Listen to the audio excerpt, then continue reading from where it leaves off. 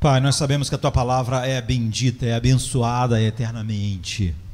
Nossa necessidade, Senhor Pai, é nossas mentes e os nossos corações, Senhor Pai, trabalhados pelo Teu Espírito para que a Tua palavra, Senhor Pai, ó Deus, faça aquilo que tem que fazer em nossos corações, mostrar, Senhor Deus, a beleza, Senhor Pai, do Teu Filho que nós contemplamos com os olhos do coração, Senhor Deus, com, ó Deus, aquelas faculdades que estavam mortas, mas, Senhor Pai, que o Teu Espírito reviveu na nossa regeneração, e agora, Senhor Pai, vai abrindo cada vez mais esses olhos, Senhor Deus.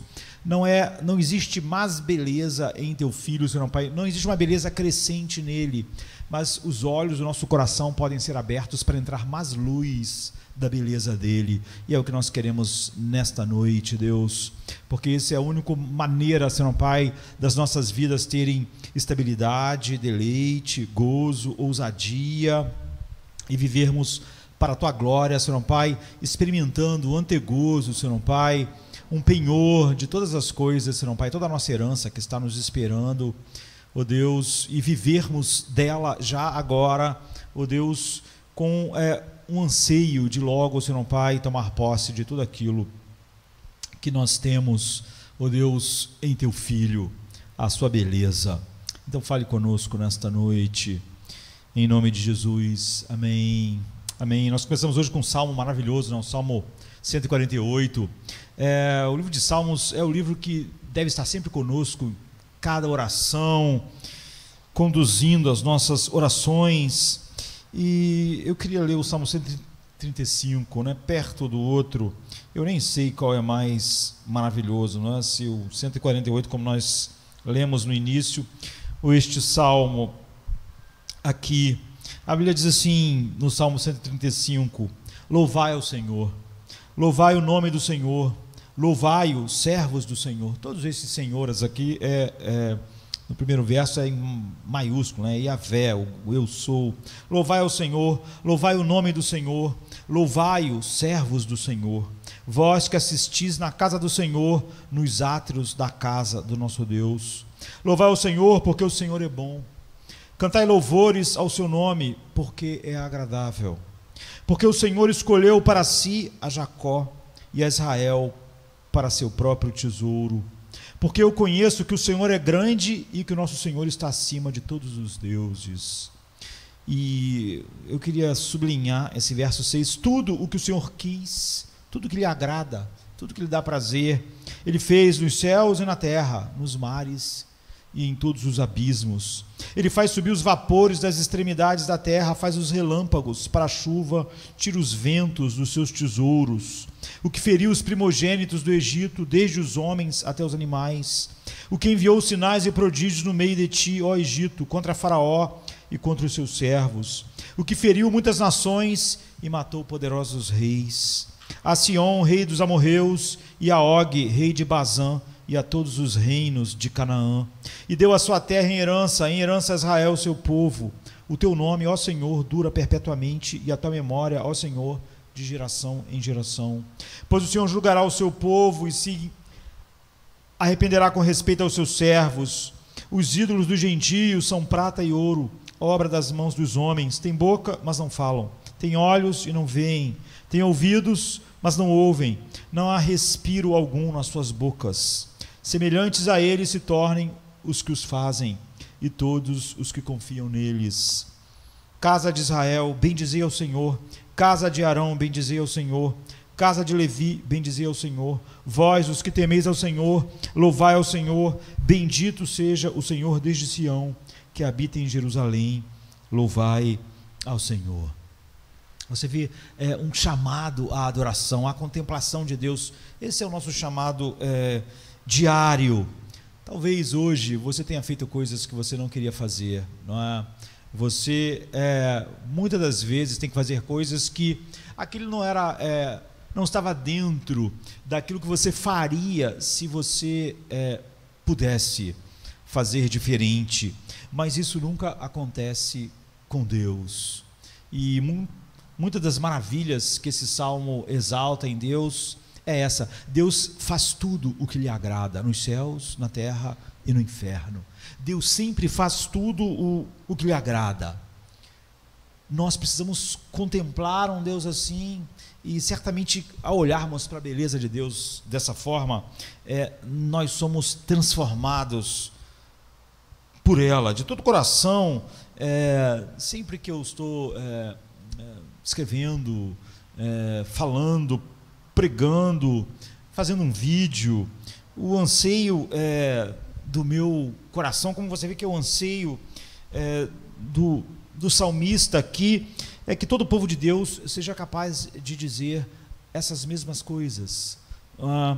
E dizer, por exemplo, como está no Salmo 25:15, que diz: meus olhos estão sempre voltados para o Senhor. Eu mantenho o Senhor sempre diante de mim.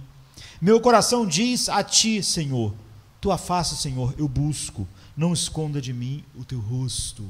Eu mantenho o Senhor diante de mim. É assim que nós somos transformados, né? Esse é o processo. Nada do que eu desejo fazer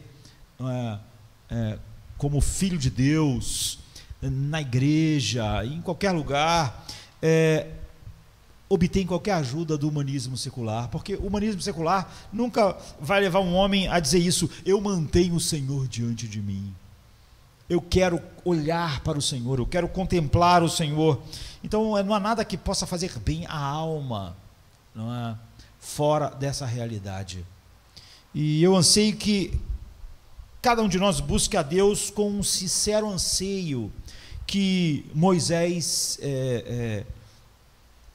tinha quando ele orou assim em Êxodo 33:18: mostra-me, peço, a tua glória. Uma pessoa vivendo nas condições que ele estava, diante dos desafios e tarefas, não é? Ele podia pedir com a proximidade que Deus lhe deu, não é? Ele diz: com Moisés eu falo face a face. E quando Moisés pôde dizer o que ele mais queria, ele queria isso: mostra-me, peço, a tua glória.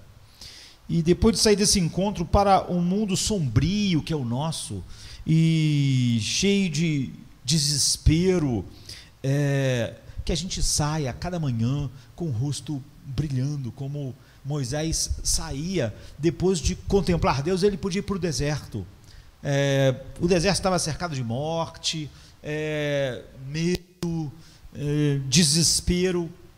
Cada um de nós devia ir para o seu trabalho, devia sair a cada manhã para a sua escola, para a sua faculdade, para os seus afazeres com o rosto brilhando, como Moisés, de contemplar Deus assim. Então nós sabemos que no centro de tudo o que Deus está o deleite infinito que Ele tem em Cristo. É a razão dele fazer todas as coisas. E quando nós pensamos nisso, não é? Olhando, por exemplo, para esse verso 6 desse Salmo, Deus sempre foi infinitamente feliz na contemplação de toda a sua glória em seu próprio Filho, desde toda a eternidade, mesmo antes que houvesse anjos, querubins, serafins ou humanos, não é? Para amar, Deus estava infinitamente feliz em seu amor pelo seu Filho. E é por isso que a Bíblia diz: Deus, Ele é o Deus feliz, né? O Deus Macarios lá no original, é o Deus feliz. Ele nunca esteve só, Ele sempre se regozijou com satisfação transbordante na glória e na parceria do seu Filho e Espírito. E o Filho de Deus sempre foi o cenário das excelências de Deus. Sempre foi, você precisa, as excelências de Deus encontram em Jesus perfeita espelho, né, de toda a glória, de modo que desde toda a eternidade Deus Pai contemplou com satisfação indescritível o magnífico terreno do seu próprio esplendor refletido no seu Filho. E é a isso que Ele nos convida, não é? Para que eles vejam, Pai, a glória que eu tinha contigo antes da fundação do mundo. Essa é uma coisa que nesses tempos de medo, não é? O mundo precisa ver brilhando em nossos corações, conhecer um Deus assim. Uma segunda coisa aqui é aprender com a razão pela qual Deus faz tudo, que é o deleite em seu Filho, é que Deus não é obrigado a fazer nada por nenhuma deficiência ou infelicidade anterior que precise de algo para ser satisfeito. E como nós vimos no verso 6, Deus fez tudo o que Ele quis nos céus, na terra e nos abismos. Deus sempre faz tudo o que quer. Deus faz tudo, o apóstolo Paulo diz em Efésios 1:11, segundo o beneplácito da sua vontade. Isso é tão diferente de nós, não é? Se Deus estivesse em algum momento na eternidade infeliz, de alguma forma Ele fosse deficiente, Deus poderia ser forçado de fora a fazer o que Ele não queria fazer, a fim de compensar a deficiência. Muitas vezes na nossa vida nós estamos fazendo coisas que nós não queríamos fazer, mas nós temos necessidades que nos obrigam a fazer coisas que nós, se pudéssemos, não faríamos. Talvez amanhã de manhã você quisesse não se levantar tão cedo, talvez você não quisesse passar todos os anos que você passa estudando e depois trabalhando, mas todas as nossas deficiências vão preenchendo grande parte da nossa agenda, porque nós temos deficiências, e isso nos distingue totalmente de Deus. Deus nunca fez algo por necessidade. Temos um imenso vazio interior, nós, não é? Que anseia por satisfação. Isso não tem simplesmente a ver com o pecado. O pecado fez esse grande anseio ser colocado em coisas erradas, não é? Em substitutos de Deus. Mas nós, tudo que Deus criou, os homens, os anjos, os querubins, serafins, os principados, as potestades, não encontram satisfação em si mesmo, não é? Elas foram feitas para encontrar satisfação em Deus. Então, anseio e desejo são marcas da nossa natureza. Nós ansiamos e desejamos. O que o pecado fez foi nós colocarmos esses anseios e buscarmos naquilo que não pode satisfazer. Isaías 55 diz: por que gastais o dinheiro naquilo que não é pão e o produto do vosso trabalho naquilo que não pode satisfazer? Nós sempre achamos que o dinheiro vai trazer algo que vai satisfazer. Deus diz: por que vocês fazem isso? Por que vocês acreditam ainda que o produto do vosso trabalho, o vosso dinheiro vão realmente achar algo que possa satisfazer? Então, anseio e desejo são coisas da nossa natureza. Mesmo que nós não tivéssemos pecado, nós estaríamos cheios de anseio e desejo, e nós vamos estar eternamente cheios de anseio e desejo, satisfeito plenamente em Cristo. Nós não somos autossuficientes, não é? Nós, em nós mesmos, somos insatisfeitos, e nós chegamos ao mundo, por exemplo, depois então que o homem caiu, nós chegamos ao mundo sem saber quase nada.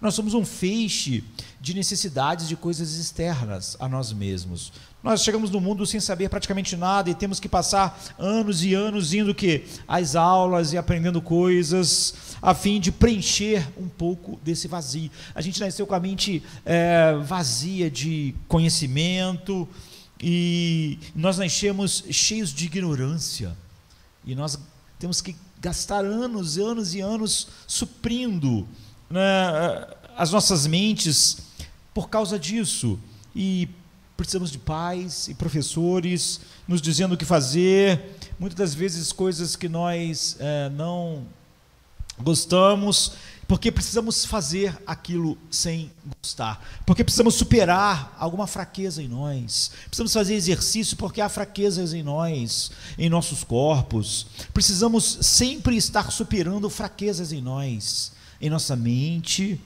e aumentar nosso conhecimento, e fortalecer os nossos corpos, e refinar nossas maneiras, e aprimorar nosso intelecto, nossas capacidades. Mas Deus o Deus do Salmo 135, o Deus que deve fazer a gente diferente de tudo que está à nossa volta, todo mundo de medo, desespero, escuridão, devemos ser como Moisés, contemplar Deus e então sairmos a cada manhã com o rosto brilhando, satisfeitos no que vemos, para sermos, como Paulo diz, estrelas brilhando no firmamento escuro do nosso mundo. E se não estivermos fazendo isso, Jesus diz, então nós somos como o sal que deve ser pisado pelos homens, porque não salgamos e não brilhamos no mundo. Todas essas metáforas, luz, sal, são só metáforas, não são coisas automáticas. Se amanhã, a tudo que está acontecendo à minha volta, eu reajo como todo mundo, é óbvio que eu não estou brilhando, não há luz nenhuma, não há nada diferente da escuridão, ou como a escuridão reage a todas as coisas. Então, apesar de nós sermos assim, Deus é totalmente diferente, Ele é completo em si mesmo. Ele, como Jesus disse, tem a vida em si mesmo, e Ele transbordou de satisfação por toda a eternidade, sem nunca ter início. Deus não precisa de educação, para suprir alguma ignorância, e ninguém pode oferecer nada a Ele que Ele mesmo não tenha dado.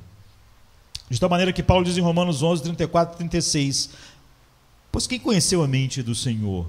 Ou quem foi seu conselheiro? Ou quem lhe deu um presente para que ele pudesse retribuir? Pois dele, e através dele, e para ele são todas as coisas, que para ele haja a glória eterna, ou seja, a glória eterna. Amém. Portanto, ninguém pode negociar com Deus, ninguém pode subornar Deus, ou coagir Deus, porque Ele não precisa de nada. Não é? Nós trabalhamos e alguém diz, vou te pagar tanto, e você vai durante tantas horas fazer isso ou aquilo. Nós temos uma necessidade e aquilo irá suprir a nossa necessidade, então alguém negocia conosco, mas não podemos negociar com Deus. Tudo que você vê, tudo que você ou eu, ou qualquer pessoa ou circunstância oferece a Deus, foi porque Deus nos deu aquilo. Não é? A fonte de todas as coisas não pode ser enriquecida por aquilo que ela fornece. Se Ele dá tudo, então não há nada que alguém possa dar a Ele que o enriqueça. Não é? Porque Ele que dá. Então, o serviço angelical ou o serviço humano não pode dar nada a Deus. Atos 17, 25 diz, Ele não é servido por mãos humanas, como se precisasse de alguma coisa, pois Ele próprio dá aos homens vida, respiração e tudo mais. Esse tudo mais é isso mesmo, é tudo mais. Vida, respiração e tudo mais, Ele dá. E se alguém oferece algo a Deus e pretende oferecer a Deus corretamente, ele deve dizer, igual Davi, em 1 Crônicas 29, 14, né, e conforme 1 Coríntios 4, 7, Davi chamou todo o povo de Israel a contribuir para a construção do templo. E aquelas pessoas deram tão alegremente, que teve um momento que ele tem que falar, chega, não precisa mais, já é mais do que o suficiente. E olha que o templo foi uma das maravilhas do mundo. Então Davi foi orar depois que tudo aquilo foi, as pessoas tão alegremente, liberalmente, deram os recursos necessários.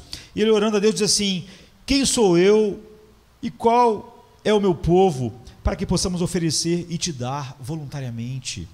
Pois todas as coisas vêm de ti, e nós damos apenas o que vem das tuas mãos. Em outras palavras, tudo o que inclui mesmo a nossa capacidade racional, e toda a capacidade de oferecer e dar algo a Deus de bom grado, se nós adoramos a Deus de verdade nesta noite, se a nossa vida, nosso tempo, nossos recursos fluem assim para Deus, é porque até o prazer de adorá-lo e de dar, como aqui o povo de Israel, é um presente de Deus.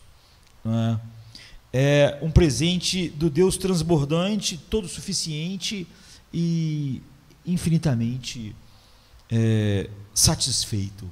Agora, Deus tem um propósito eterno, um plano eterno, fez tantas coisas, e se Deus não está sob nenhuma restrição de forças externas que o obrigam a agir, como nós estamos o tempo todo, você vê, Deus nunca é obrigado a agir contra o seu próprio prazer. Ele nunca foi levado a fazer nada que ele não quisesse fazer, que não fosse segundo o beneplácito da sua vontade, mas ele age sempre sobre o transbordamento da sua autossuficiência e da sua alegria infinita em seu Filho. Então, todos os atos de Deus são expressões da sua alegria. Não é? Mesmo quando Deus foi para a cruz, foi uma expressão da sua alegria. E ele tem prazer em todas essas coisas, ele tem um deleite em tudo que ele faz, porque ele não tem necessidades que o coloque em movimento. O que coloca em movimento sempre é o beneplácito dele, o propósito dele, o prazer dele, o deleite dele. Então, você quando olha para o mundo à nossa volta, não há nada, não há nenhum momento da história que nos devia fazer ser diferentes do que Moisés, mesmo naquele deserto abrasador, poder contemplar essa glória e seu rosto brilhar, como nós devemos brilhar amanhã, como luzeiros, no meio dessa cultura confusa, amedrontada e, na verdade, apavorada, dos nossos dias. Então, o Salmo 135, ele começa chamando todos nós a louvarmos esse Deus. Louvado seja o Senhor, louvai o nome do Senhor, louvai servos do Senhor. E no versículo 3 o salmista começa a nos dar razões pelas quais devemos sentir verdadeira adoração fluindo dos nossos corações para Deus. E ele diz, por exemplo, como o Senhor é bom e misericordioso, no louvor 3. Essa é uma razão. E como, por exemplo, no versículo 4, ele soberanamente escolheu Jacó. Nós nos regozijamos na liberdade soberana da escolha de Deus. E no verso 5, como ele é grande acima de todas as coisas que as pessoas acham ou tratam como deuses, ou seja, como coisas que lhe dariam satisfação, proteção, segurança. Então, no verso 6, esta lista de razões para o nosso louvor a Deus chega no clímax, e diz: tudo o que agrada ao Senhor Ele faz, nos céus e na terra, nos mares e em todas as profundezas. Então você vê que essa é a nota mais forte do Salmo. No Salmo 115, o salmista começa pedindo a Deus que Ele glorifique o seu próprio nome e estenda a mão para declarar a sua liberdade soberana. É impossível contemplar esse Deus que o salmista está contemplando e nos chamando a contemplar, sem a mesma coisa que aconteceu com Moisés, que aconteceu com Davi, aconteça em nossos próprios corações. Por exemplo, no Salmo 115 diz: não a nós, Senhor, não a nós, mas ao teu nome da glória, por amor da tua benignidade e da tua verdade. Porque dirão os gentios: onde está o seu Deus? E ele diz: mas o nosso Deus está nos céus e fez tudo o que lhe agradou. E faz tudo o que lhe agrada. Hoje, em 2021, em março, Deus está fazendo tudo o que lhe agrada. Deus não está fazendo nada em nenhum ponto da história que não lhe agrada, mas Ele é obrigado a fazer por alguma coisa, por alguma razão. O que esses dois versos nos dão, o Salmo 35, 135:6 e 115:3, ensina que tudo que Deus gosta, ama e se deleita, Ele não é impedido de fazer, e nem é obrigado a fazer nada que Ele não ame, se deleite e se alegre.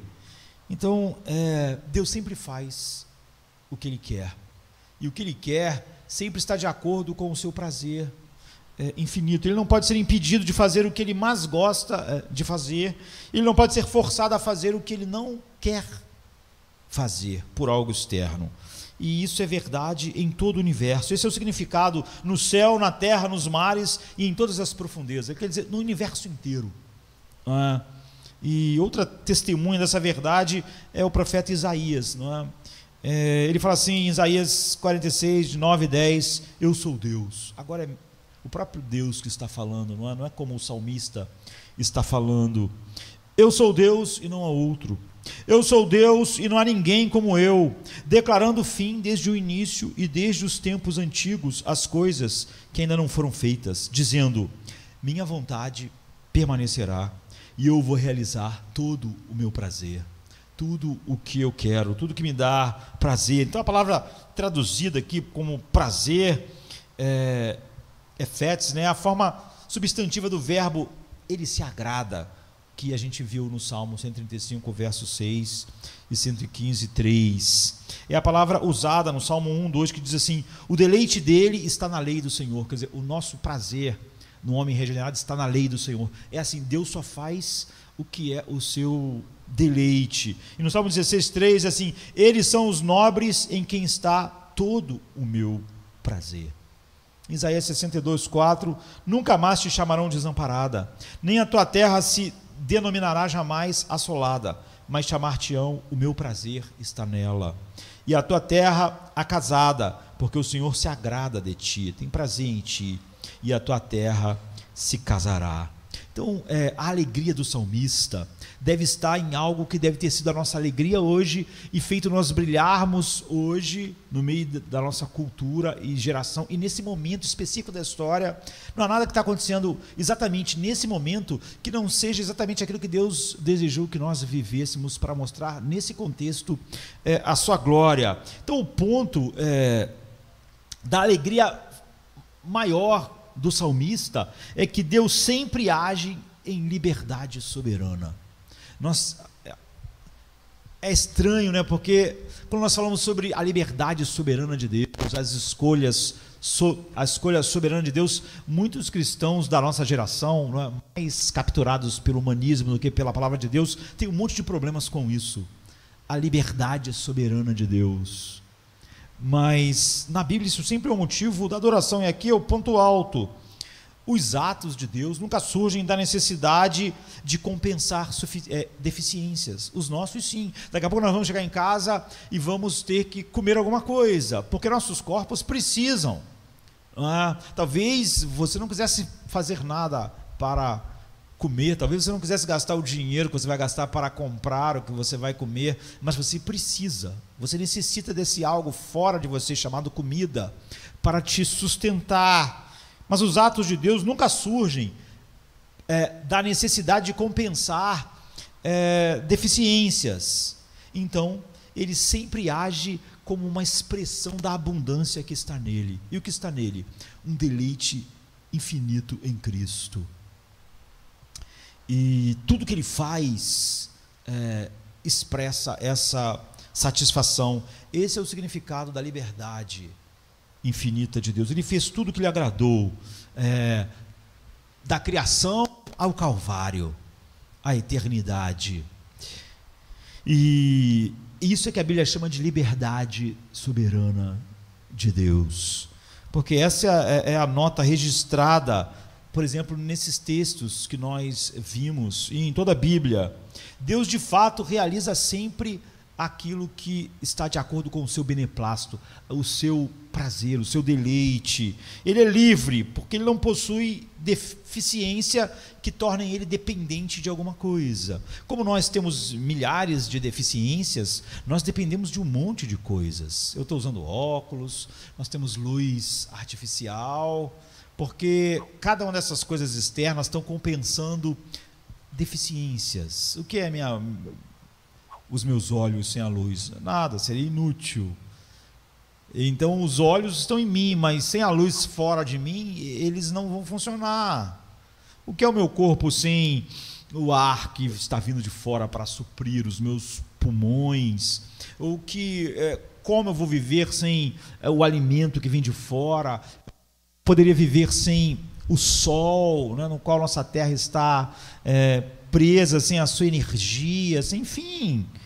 Mas Deus é livre, Ele não possui deficiências que o tornem dependente, e Ele é soberano, pois pode agir de acordo com suas delícias. Você vê como Deus é transcendente, como Ele é único, como tudo mais tem necessidades, como o arcanjo tem necessidades, mas Deus não tem nenhuma. Ele é soberano, é isso que quer dizer.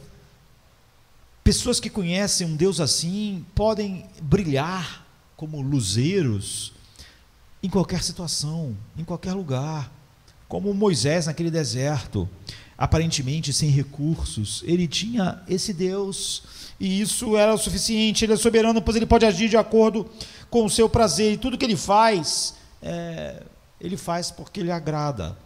Assim, ele é soberanamente livre.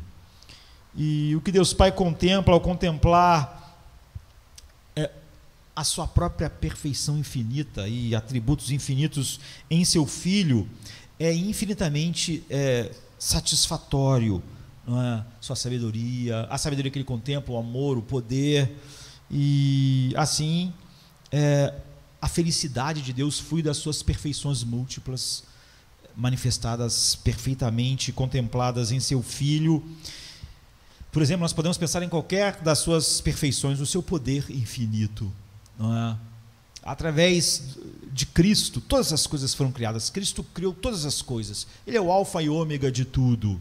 E o Pai contempla então em seu Filho esse poder infinito, esse poder imensurável que garante a liberdade desse deleite infinito de Deus em tudo que Ele faz. Deus mesmo sustenta até quem nós vemos como os seus opositores ou os seus maiores opositores. Dependem dele segundo a segundo para existir. Então, o deleite de Deus e a sua alegria tem no reflexo da sua própria glória, na pessoa do seu Filho, é o que Ele derrama como suficiência para os nossos corações. É o que o salmista está fazendo, é o que nós devemos fazer todos os dias. Parte dessa glória, nós podíamos pensar tantas partes, é o seu poder infinito.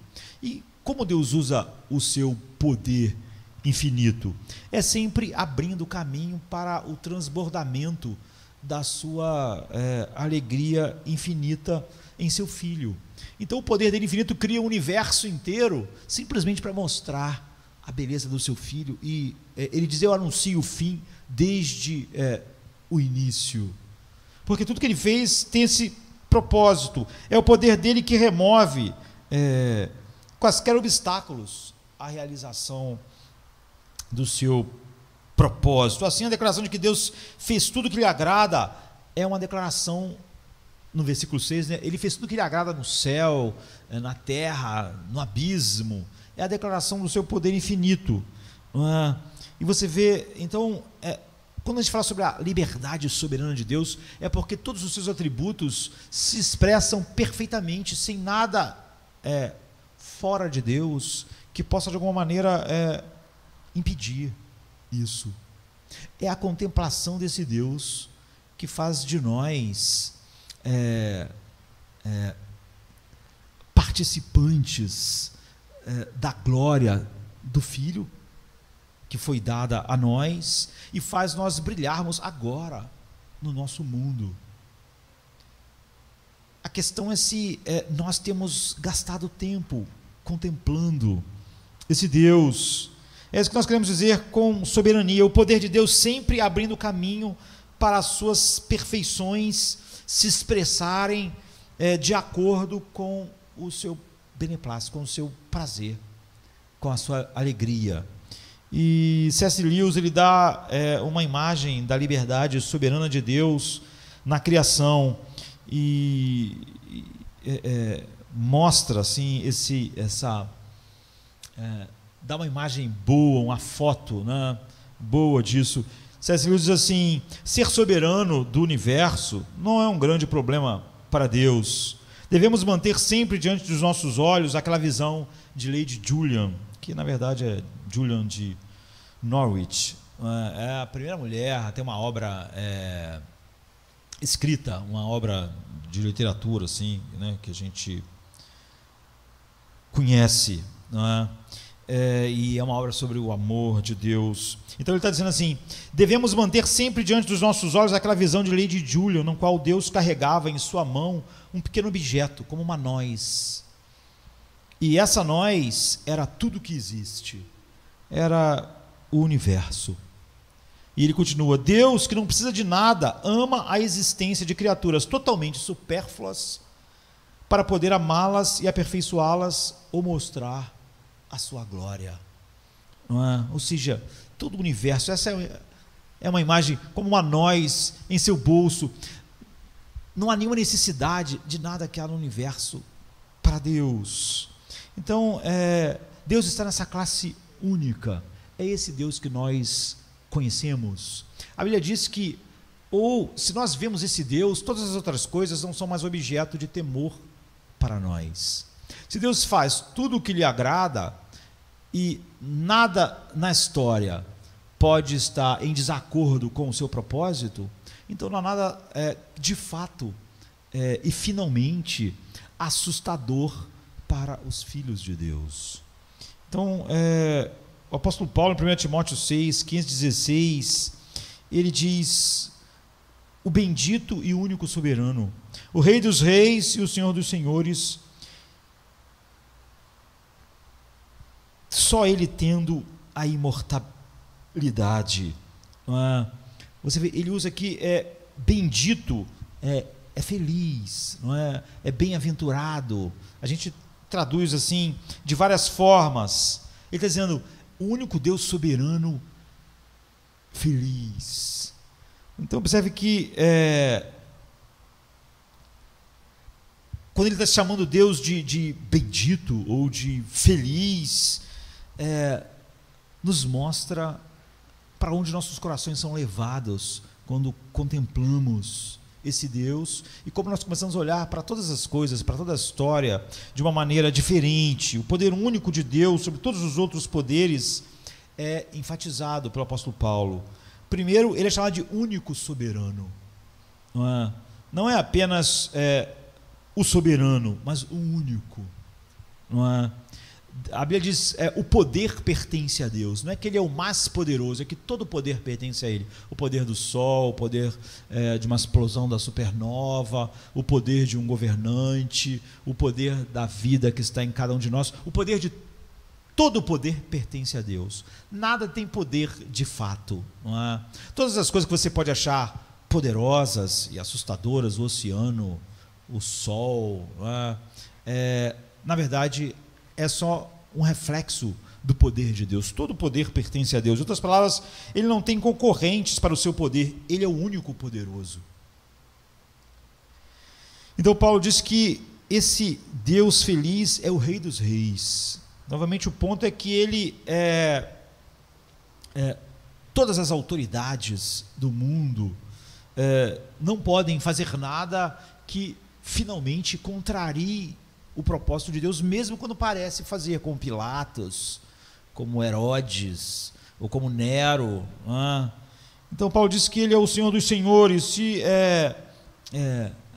existem homens com mais poder no mundo, mas não há nada e nenhum poder no mundo que de forma nenhuma esteja frustrando aquilo que Deus está fazendo. Finalmente Paulo diz que ele sozinho tem a imortalidade.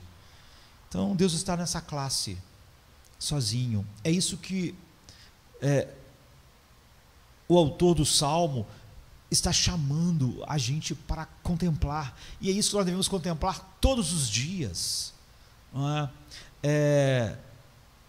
O meu propósito quando prego é apenas isso, que as pessoas contemplem algo de Deus. A Bíblia diz que a única coisa que pode nos mudar e nos transformar inicialmente, quando nós somos regenerados, e continuamente até estarmos glorificados, é a contemplação de Deus com esses olhos do coração.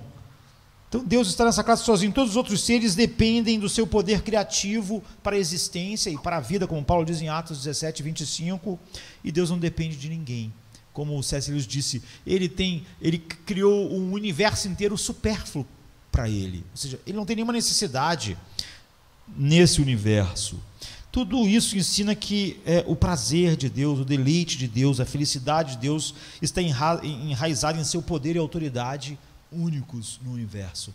E a nossa alegria flui daí. É por isso que nada no universo pode contê-la, pode impedi-la, pode... por isso que, por exemplo, quando Paulo está falando sobre a paz de Deus, ele diz: a paz de Deus que excede a todo entendimento guardará as vossas mentes, os vossos corações. Não há nada no universo que possa realmente impedir a paz de Deus, o amor de Deus, o deleite de Deus, o gozo de Deus. Ele é o único soberano e, portanto, ele é o soberano feliz. Não é? Sempre houve reis, não é, que tinham determinada soberania sobre algum pedaço, mas ele não era. Ele sempre estava com medo de alguma coisa, de outros senhores, de outros reis, de outros homens poderosos com seus exércitos. Mas Deus é o único soberano, não há ninguém que possa frustrar nada. C.S. Lewis coloca assim: a liberdade de Deus consiste no fato de que nenhuma outra causa, além de si mesmo, produz seus atos, e nenhum obstáculo externo os impede, que sua própria bondade é a raiz da qual tudo e todos crescem, e sua própria onipotência, o ar em que todos respiram e florescem. Então nós podemos, como Moisés, viver num deserto, sem recursos, cercado. O deserto é um lugar onde não existe aquilo que é suficiente para sustentar a vida, nem de um homem, que dirá de uma multidão. E Moisés podia brilhar lá. Nós podemos agora, por causa disso, viver uma vida nesse mundo que, para as pessoas que estão à nossa volta, é desgovernado, né? Está desgovernado, não está indo em nenhuma direção, é amedrontador e assustador. Podemos viver em paz aqui, né? Podemos dizer, como Davi, que um exército está acampado à minha volta, mas eu vou deitar e vou dormir, né? Porque só Tu, Senhor, me faz repousar, descansar em segurança. É porque Davi estava sempre contemplando esse Deus. Então esse Deus, ele nunca está arriscando nada, não é? Certa vez alguém querendo incentivar as pessoas a pregarem e correr riscos. Viver para Deus no mundo é arriscado. E por que então nós faríamos isso? Então essa pessoa querendo incentivar disse: olha, você tem que ser como Deus, ele arriscou tudo, não é? E sempre que você argumenta fora da Bíblia, você diminui Deus, não é? Então Deus nunca correu nenhum risco, não é? Porque ele anuncia o fim desde o princípio, e todas as suas decisões são aquilo que nós chamamos de presente, de futuro. E Deus não precisa olhar, né, para o futuro para tomar decisões, e isso o faz tomar melhores decisões. Não, o presente, o futuro e o passado foram as decisões que Deus tomou antes de criar o universo. E ele não pode, então, se nós precisamos e corremos riscos, porque não sabemos o desfecho exatamente de todas as histórias, de todas as coisas. Moisés tinha que ir lá falar com o faraó, ele não sabia todos os detalhes, como tudo iria acontecer, ele tinha que descansar em Deus, mas Deus não descansa em ninguém, não é? Deus, o conselho dele permanece, não existe nada que possa impedir o seu conselho de permanecer. Então Deus se arriscou ao fazer homens fracos como Josemar e você serem os pregadores da sua palavra? É claro que não. Ele não colocou em nossas mãos algo de tal maneira que estivesse fora das suas mãos. Ele não deu nenhum poder a ninguém, a nenhum ser que ele criou, que na verdade o poder deixasse de ser o poder dele. Então, por exemplo, João 10,16 diz que Jesus vai reunir suas ovelhas que ainda não estão no seu rebanho. Ele diz: tem outras ovelhas que não são deste rebanho, devo trazê-las, e elas atenderão a minha voz. Você vê, ele não fala sobre o Josemar trazendo essas ovelhas, e apesar de Deus usar os meios que ele determinou, é ele mesmo que está fazendo isso. Ou seja, ao dar a mim e a você a comissão de pregarmos, Deus não está, por causa das nossas incapacidades e fraquezas, não está arriscando nada, porque é ele mesmo que opera isso. Ele atrai as pessoas ao seu Filho, superando sua resistência, através da sua graça soberana, de tal maneira que Jesus disse: todo aquele que o Pai me deu, esse virá a mim. E ele nos chamou como seus mensageiros no mundo, mas é o poder dele que me chamou, e é o poder dele que chama outros através de mim e de vocês. Então, quando a Bíblia diz assim, por exemplo, esse evangelho do reino será pregado em todo o mundo, como testemunha a todas as nações, e então chegará ao fim, não há nenhuma possibilidade disso não ser assim.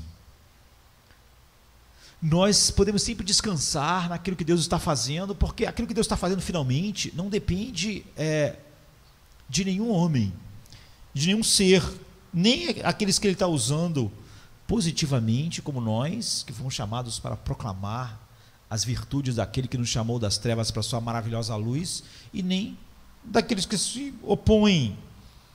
Romanos 11:25 diz que o número total de gentios vai chegar, ou seja, Deus vai chamar todos aqueles que Ele deu ao seu Filho, e então a terra se encherá da glória do Senhor. O Deus que prometeu é soberano, e Ele continua agindo. Então, nós devemos ser ousados contra todo risco que nós temos que correr. Devemos ser ousados amanhã e depois de amanhã e no último dia das nossas vidas, exatamente porque Deus não corre nenhum risco. Então, a gente corre risco quando a gente executa uma ação que nos expõe a possibilidade de lesão e perda. Isso significa que se você sabe que uma ação vai te machucar, ou pode te machucar, e você mesmo assim a faz, você está correndo um risco, tanto fisicamente quanto no que você investe. Tudo que você faz, você tem que calcular, né, esse risco. Isso pode trazer dor e perda. Você pode chamar isso com muitos nomes. O risco sempre implica incerteza. Então, talvez eu perca, talvez não. Os filhos de Deus descansam nele e podem correr risco. O apóstolo diz assim: olha, eu quero glorificar a Deus pela minha vida ou pela minha morte. Como será? Ele não sabe exatamente naquele momento da sua história, mas não importa. Paulo está correndo riscos de cidade em cidade. Ele diz perigos na estrada, porque ele não sabe o que vai acontecer naqueles lugares, não é? Então, se você conhece o resultado antes, não há nenhum risco, não é?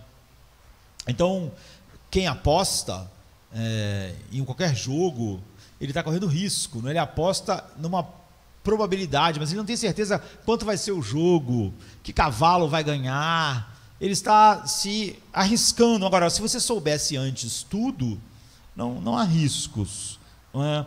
E se você mesmo decidiu como tudo será, não há risco nenhum.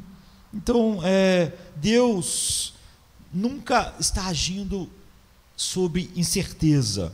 Ele diz: eu sou Deus e não há outro como eu, declarando o fim desde o princípio e desde a antiguidade coisas que ainda não foram.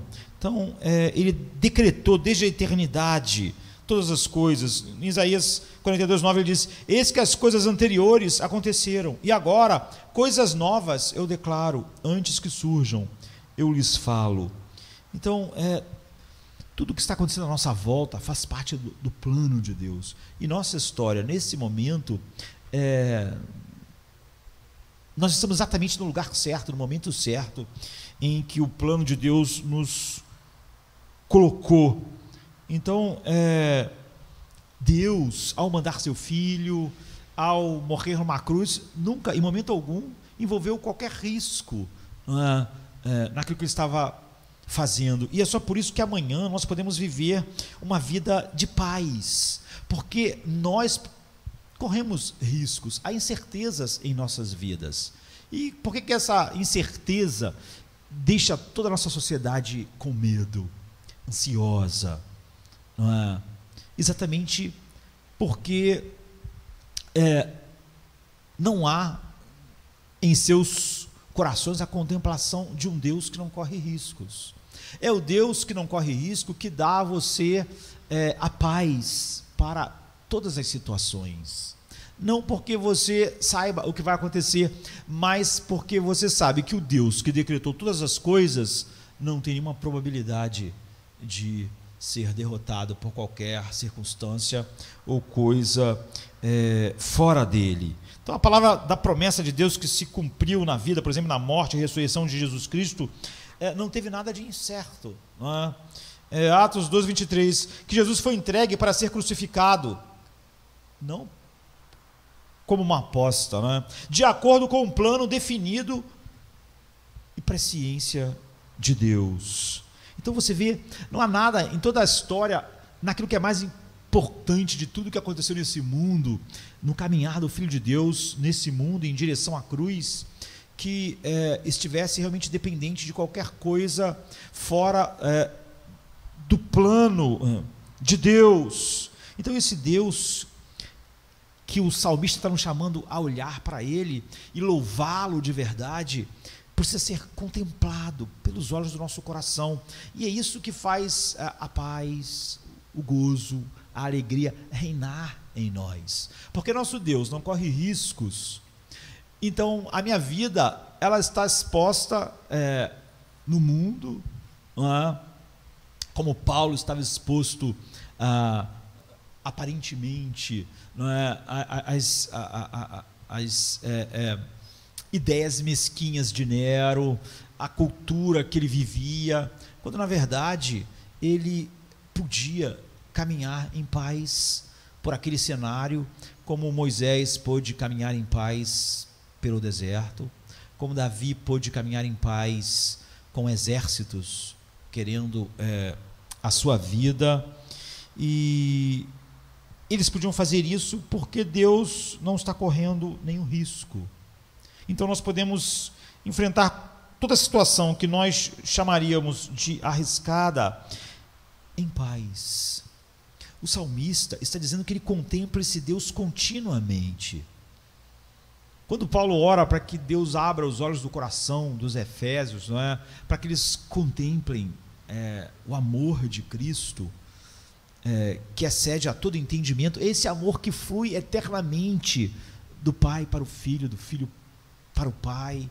Sempre a contemplação de Deus vai fazer nós brilharmos no mundo, e mais nada, não é? Como eu disse, não há nada que eu deseje que vocês experimentem, que eu experimente, que dependa do humanismo secular ou de qualquer coisa do mundo, porque nós sabemos que não há nada que o mundo possa te dar, em nenhuma circunstância, que possa você realmente andar por um mundo perigoso, não é? Como o nosso, para nós, em paz, com alegria, com deleite, como o salmista está expressando aqui. Deus reina hoje, Ele está na sala de controle do universo, e Ele é a única causa última de tudo. Você vai ter todos os pecados do homem, as maquinações de Satanás e os desejos mesquinhos dos fariseus, as ideias de ambição de Pilatos,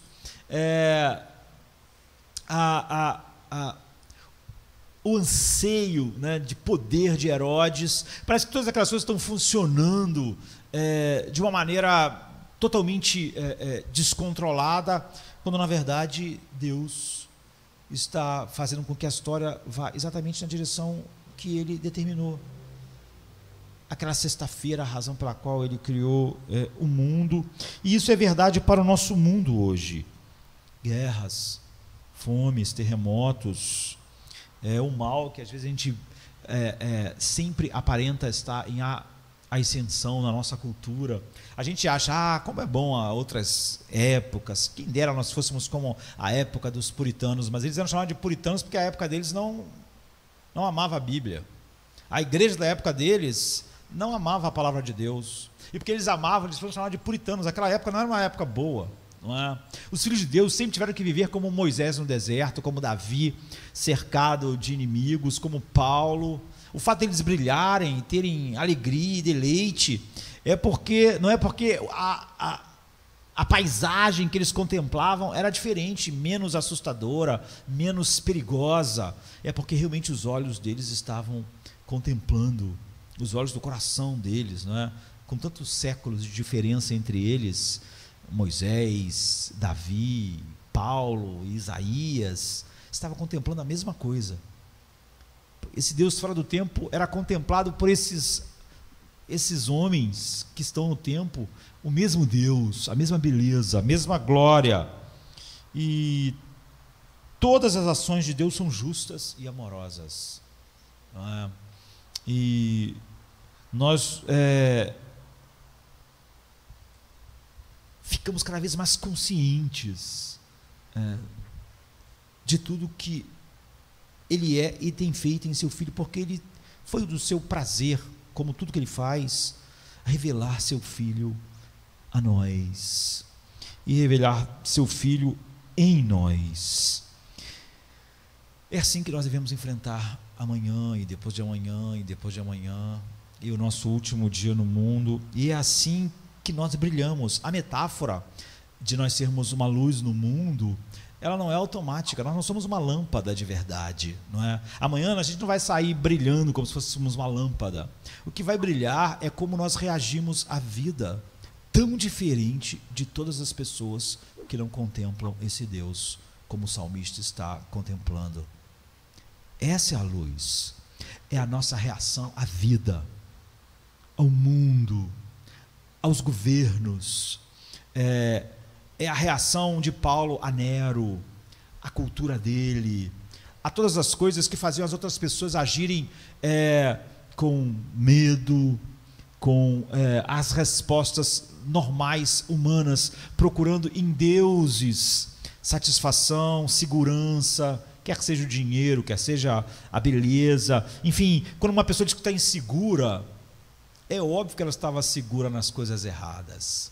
Se eu sinto em determinado ambiente que a minha sabedoria não é tão grande, fico inseguro, é porque eu estava inseguro na minha sabedoria, não é? Se eu estava seguro porque eu estava com saúde, é porque agora eu não estou mais seguro como estava antes. Se eu estava seguro no meu dinheiro, mas agora eu estou com menos dinheiro, se qualquer coisa me deixa inseguro, é óbvio que eu estava seguro na coisa errada, não é?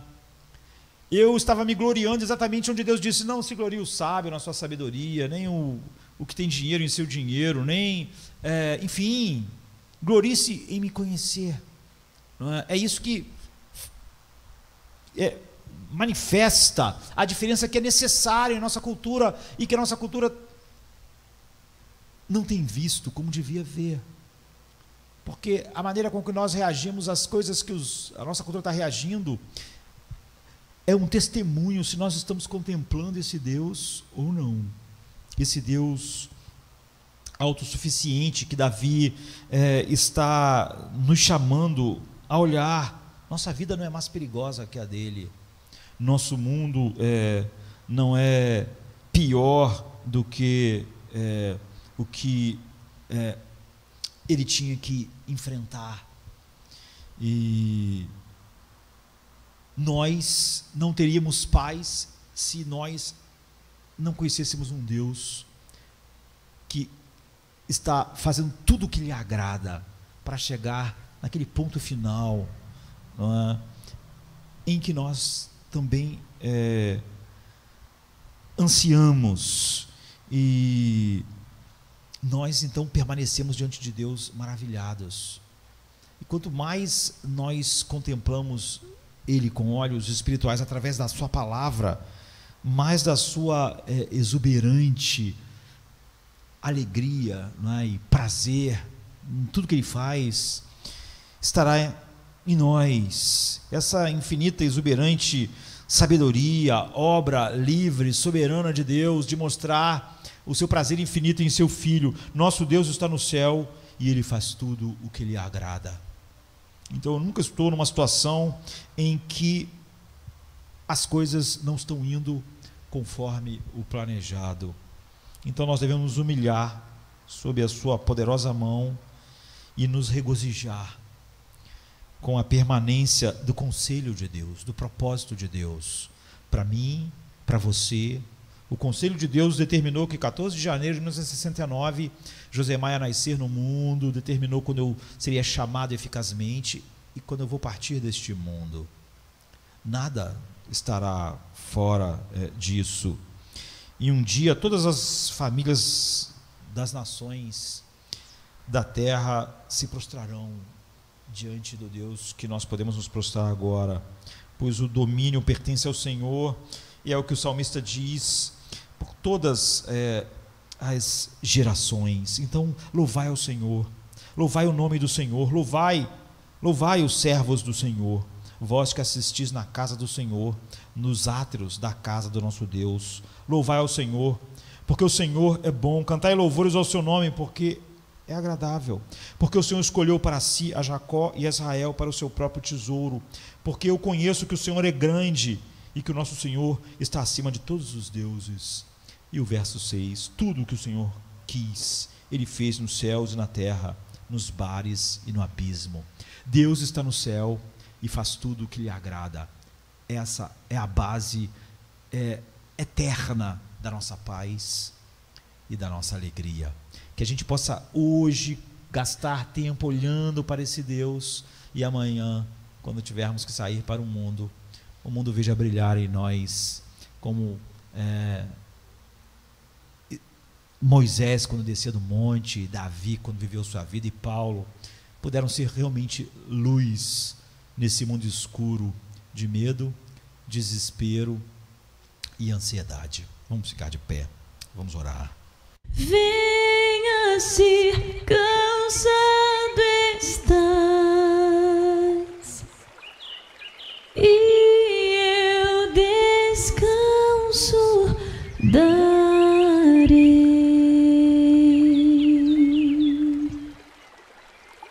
Tu descansarás. Venha a mim, se não tens paz, e eu darei paz sem fim. Terás paz sem fim.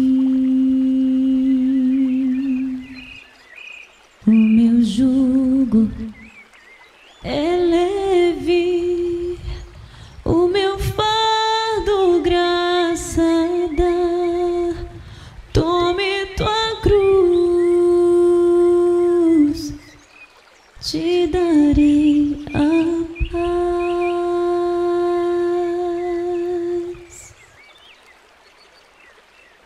Venha o aflito